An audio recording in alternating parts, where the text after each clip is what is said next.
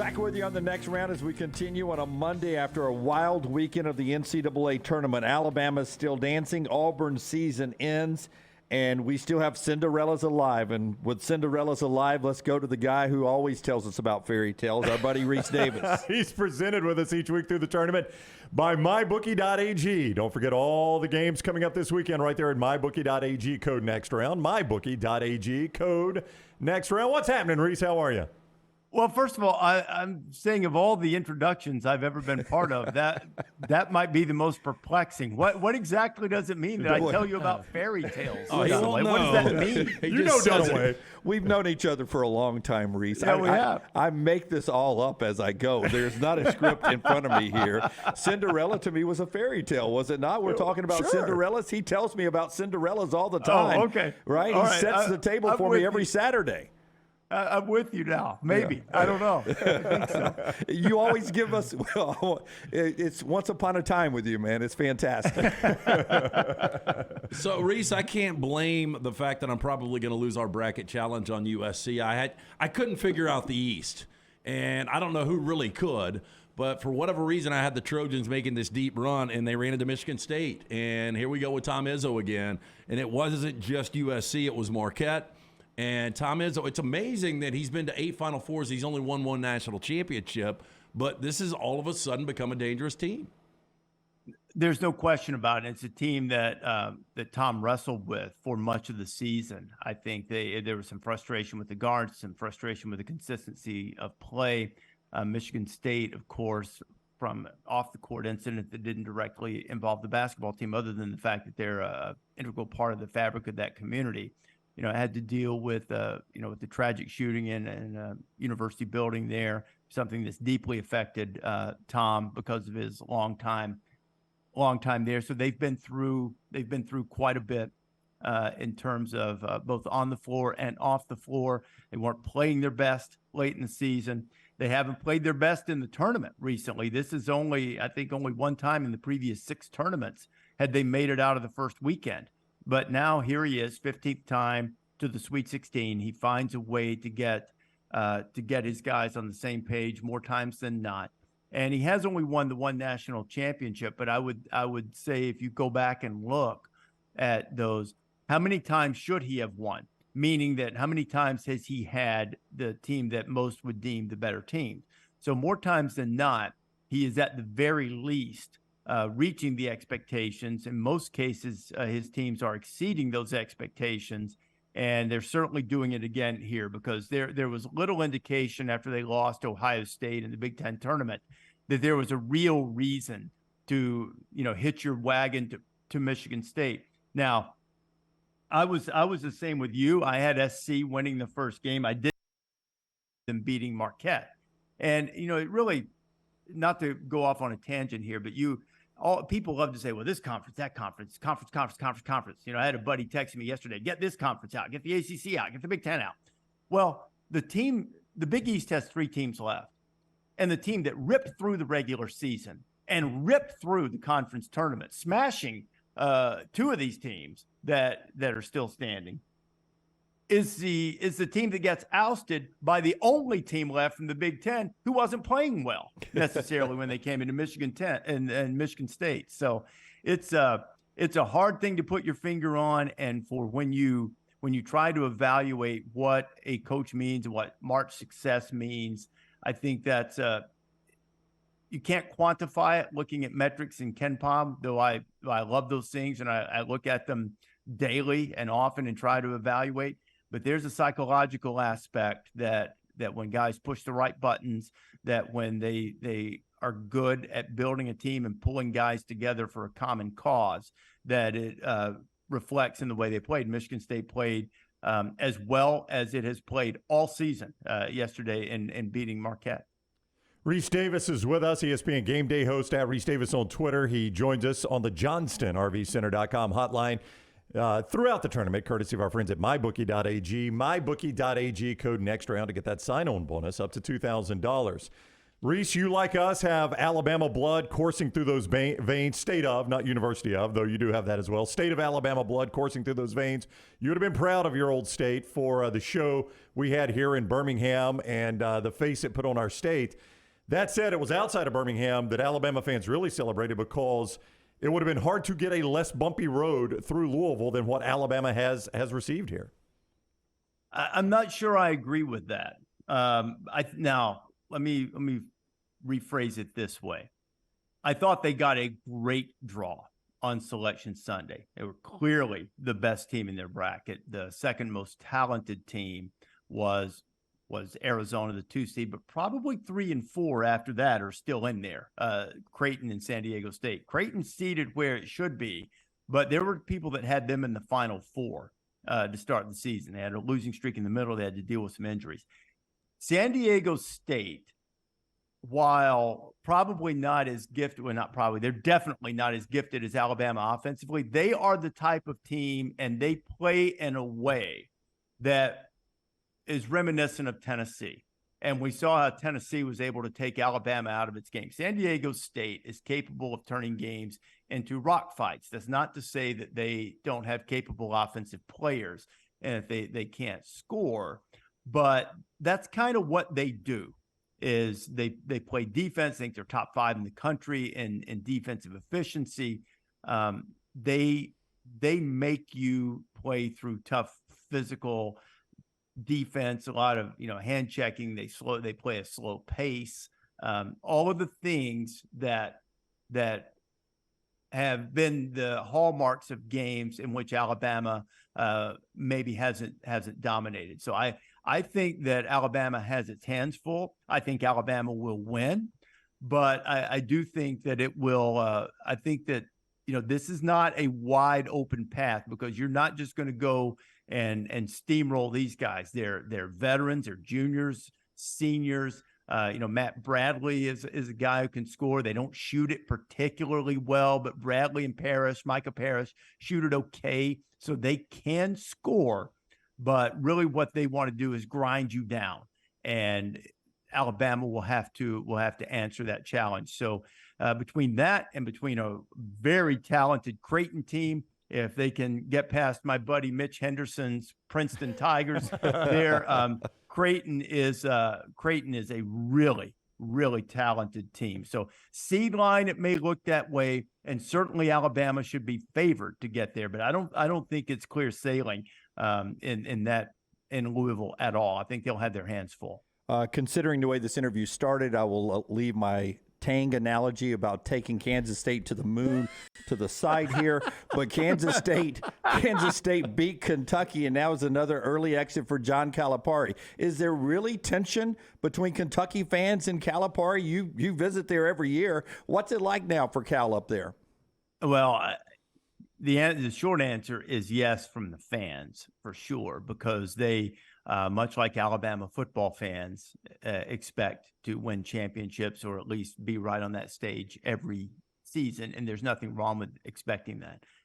But there are only 2 people, I'm sure there are others who could do it, but there are only 2 people on the face of the earth that I know for a fact were born to do the Kentucky job. And those 2 men are Rick Pitino and John Calipari, and that's it. And it might have worn him down a little bit the last couple of years, just to be honest, but he's born for that job, and the fans ought to realize that he is he's an elite guy. He hasn't forgotten how to coach. I think they've got a great recruiting class coming in. Certainly disappointing yesterday, but that's a really good team that they played with a couple of stars. Marquise Noel was brilliant yesterday, and Kentucky, had a couple of guys had, really poor shooting days. That happens sometimes in the tournament. So I'm sure the fans are frustrated, as fans always are, and they have a right to be. That's why people care. That's why we all have jobs talking about sports, because the fans invest emotionally. But, Cal's a tremendous coach. He hasn't lost his fastball, and they're going to be fine. It's just sort of the nature of the tournament. Now that I've defended him, I will say this. I do think they need it. We talked about Izzo a little bit earlier, and I kind of look at this a little bit differently with Cal as opposed to Tom. I do think to this Kentucky program in terms of being dynastic under Calipari. I think they need another national championship. They've missed a couple of opportunities, most notably in 14 when they should have won and 15 when they could have won.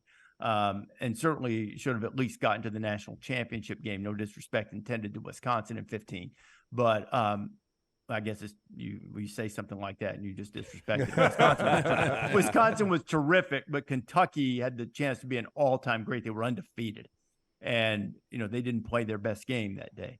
So I think to validate them as dynastic, they probably need another national championship. And I can see why Kentucky fans would be frustrated. But my question would be, do you remember what was going on before Cal got there? So be careful with your frustration and realize that he is more likely than not to get Kentucky back to the stage that they crave. One of the more amazing streaks right now in college basketball is Mark Few now has Gonzaga in its 8th consecutive Sweet 16. There's been a lot of years I've had Gonzaga winning this thing. You could make an argument Mark Few is the best coach to yet to win a national championship. Is this the year where nobody has Gonzaga doing anything that they make a big run? They're only a 1-point underdog to UCLA. Yeah, it's a great point because I think Mark has had better teams. Not that this team isn't really good. It is. I mean, you guys probably saw that. If you saw them take apart Alabama early in the season, different Alabama team. But they can really score. They're number 1 in the country in 2-point field goal percentage. They're number 10 in 3-point field goal percentage. Their defense has improved. They're turning you over a little bit now. So I think they're certainly capable of winning it all. I don't favor them to do so. But with UCLA being a little injured right now, everybody knows about Clark, but they had Singleton go down. The extent of that injury is unknown. Dembona has been dealing. Their big guy inside has been dealing with with some injury issues. I think it's a shoulder that he's been dealing with, and we'll see about David Singleton's ankle. But Gonzaga is capable of winning that and going on to the Final Four again. So it could be the year, but if you look at Gonzaga and their tournament history, and people love to hate on them, they haven't won it. They didn't make the Final Four until 17. They outperformed their seed far more times than they didn't. And, I think a couple of failures when they were number 1 seed sort of implanted this narrative, and probably this rise is unprecedented in sports to me, going from this lucky Cinderella Jim underdog that everybody loved and rooted for to this program that a lot of people love to hate on because they haven't. It's Gonzaga. They were talking about closing the doors to the university before this period of basketball excellence started in 1999. Instead, now it's transformed them into a vibrant situation, largely on the back of basketball. And so, I think Mark will win one of these days, but I would agree with you that he's the best coach to never win one, and he ranks right up there among great coaches who have won one. He is a Hall of Famer in every aspect of the word, both on and off the floor. Rece Davis for a few more moments, presented by MyBookie.ag, code next round. Rick Barnes, another one of those coaches who, and maybe rightfully at times, has taken some criticism for his postseason exits. This is not one of those times, though, to take as banged up a team as he's had and to beat a good Louisiana team, beat Duke, be in the Sweet 16 against a 9th seed in FAU. He's got a legit chance of making the Elite 8 with this banged up team. That is a pretty remarkable coaching job by him. It really is, and he's played to their strengths. And in full disclosure, I didn't like the way that the game was officiated against Duke, and I've said this a few times. 2 things can be true.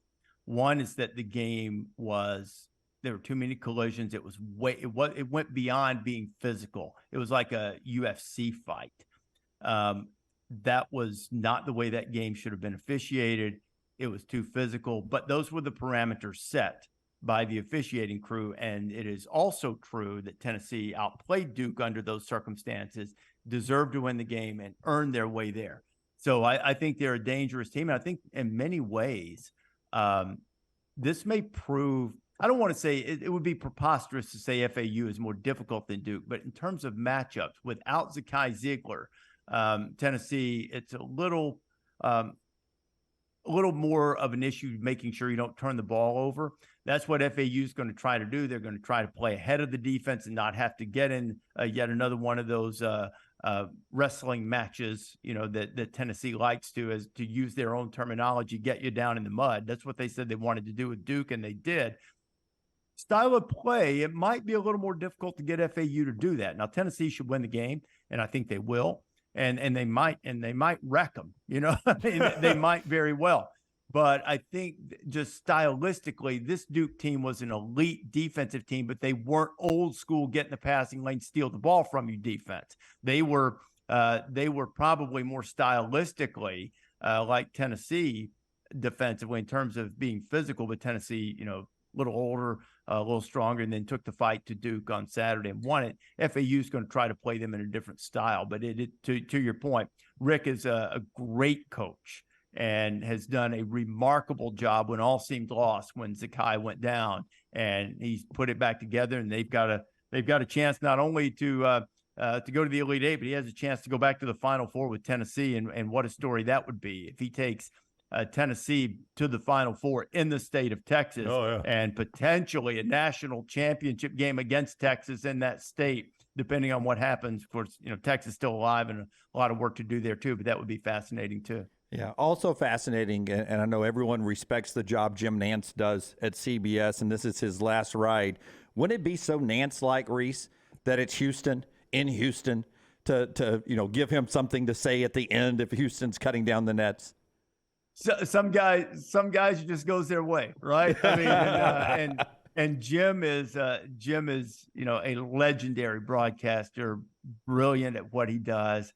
And with his Houston ties, having played golf there and gone to school there and been part of the tournament for so long, it would be poetic almost, and I'm sure Jim would make it poetic and brilliantly so if that opportunity comes up. And the great thing about him is that I'm sure there would be some emotion attached to that, and he will strike the perfect chord in capturing that emotion appropriately and not in a way that's off-putting or makes him, seem like he has some rooting interest or something. So he'll do that brilliantly, and that would certainly be a nice way to put a bow on what has been a fabulous run as the voice of the NCAA tournament. And then hops a net jets to Augusta, Georgia. The man lives the life. I mean, you can't beat it, Rece.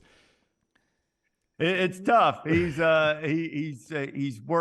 worked hard. He's honed his craft, and he has reaped the benefits and the rewards for that, particularly around the early part of April every year. All right, see Rece on ESPN all this week. Follow him at Rece Davis. He is ESPN's Game Day host. Joins us throughout the tournament, courtesy of MyBookie.ag. Thank you very much for the time, Rece. Enjoy the games. Thank you, guys. Likewise. All right, buddy. Rece with us on the JohnstonRVCenter.com hotline. As I mentioned, presented by MyBookie.ag. Don't forget code NEXTROUND when you sign up at MyBookie.ag. You get that sign-up bonus up to $2,000 when you sign on at MyBookie.ag. Play all those games this weekend that we just talked about with Rece, plus the NBA, Major League Baseball coming up, the football games, UFC fights, weekly blackjack tournaments, all right there in MyBookie.ag. Bet anything, anytime, anywhere. MyBookie.ag, code NEXTROUND.